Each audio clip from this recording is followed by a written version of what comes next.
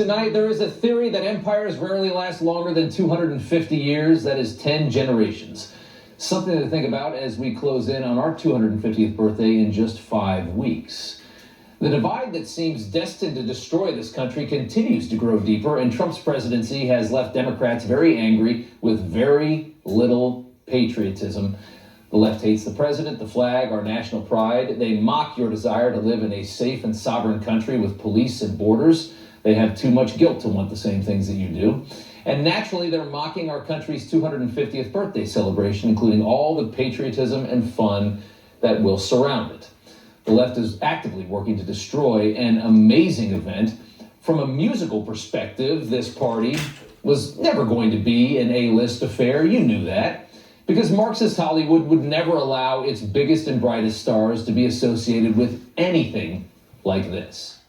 And now we're seeing the artists the administration was able to compile begin to cancel very fast as we move closer to this party that starts here in just a few weeks.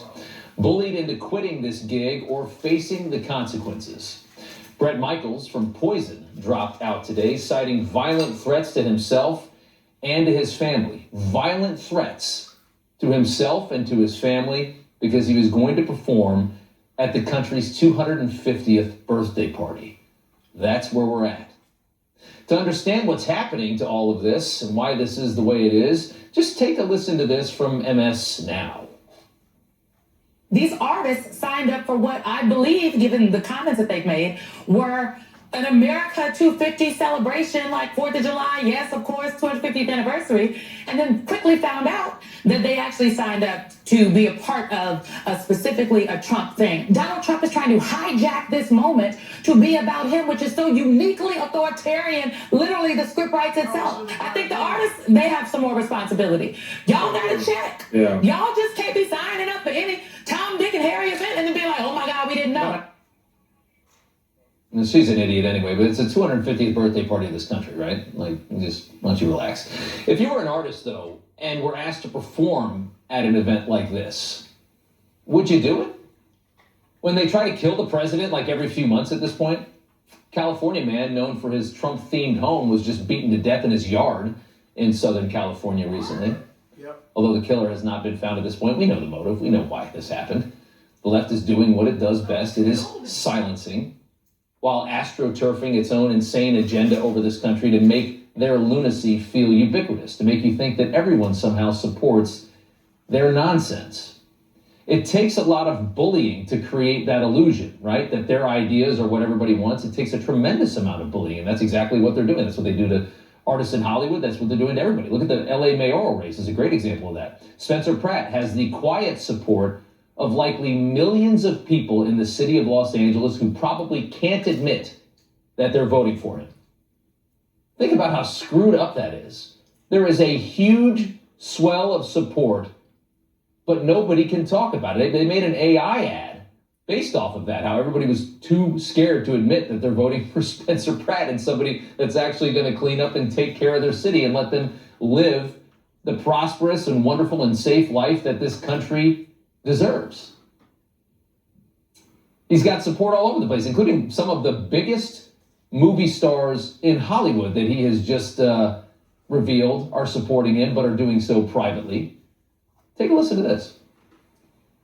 Everyone's missing who's voting for me.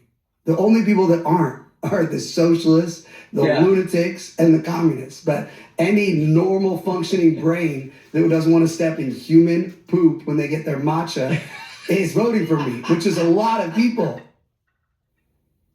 That's a lot of people, and that's exactly how it is. And that's exactly the way this country feels right now. Everybody wants kind of the same kind of life, but we all are under this impression that there's something wrong with that you can't believe that you're bad if you want to have just a safe society with cops and, criminals thrown in jail, homeless people taken off the streets. If the Marxist left, which is, by the way, creating this illusion that you're not allowed to want that, and its tactics are not destroyed, if the Democrat Party does not begin making its way back toward the middle and leave that flank of its party out to dry, we are in trouble. And our 250th birthday might be our last big one.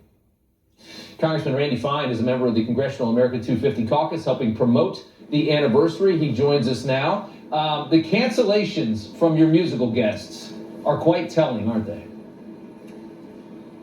Time that we live in, where artists are threatened with violence if they're going to show up to a 250th birthday party. There's nothing political about America 250. There's nothing political about America's state fair. All 50 states plan to participate in it. But Democrats have now said overwhelmingly that they hate America. I mean, many of them are open about it. They don't think America is good. They are there to destroy it. And what's hardest for me as a member of Congress is having to serve alongside of people who do not want the best for America, but seek to destroy it.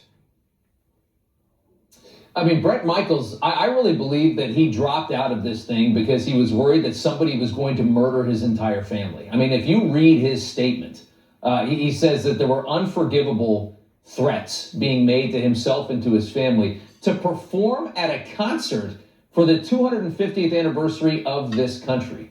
And I'm sure there were. Go ahead. Yeah.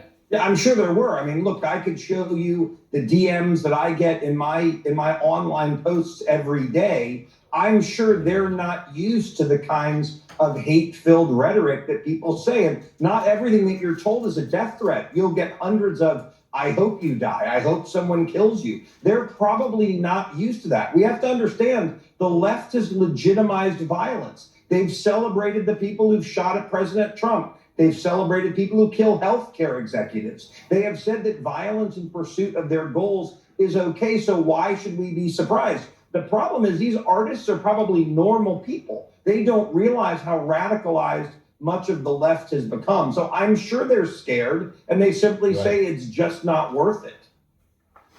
Yeah, I mean, when you really see the full throttle effect of what the left can do in Hollywood, where you literally cannot have an opinion that is outside of their jurisdiction and what they want. And if you do, you are blackballed, you are out. And I think that affects that. Obviously is why, you're not going to get any major stars to perform in this thing anyways, because everybody's terrified that it'll be the last show they ever do. I got to leave it there. Congressman Randy Fine, we appreciate you coming on. Good to see you, sir.